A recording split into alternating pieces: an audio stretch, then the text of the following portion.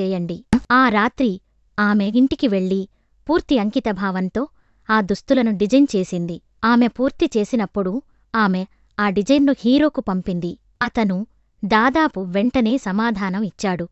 మీరు నన్ను ప్రేరేపించారు. డిజైన్ పర్ఫెక్ట్గా ఉంది. ఒక్క విషయం తప్ప నా కాలు అలా కనిపించడం లేదు. గందరగోళంగా ఆమె జూమ్ చేసింది.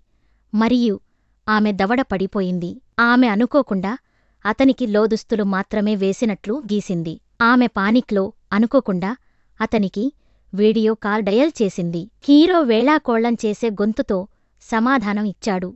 మీరు కొలతలు తనిఖీ చేయడానికి నా కాలు చూడాలనుకుంటున్నారా? చిగ్గుతో ఆమె తడబడుతూ చెప్పింది. లేదు లేదు, నేను పొరపాటున కాల్ చేశాను. దయచేసి అపార్థం చేసుకోవద్దు. కాని అతను నవ్వాడు.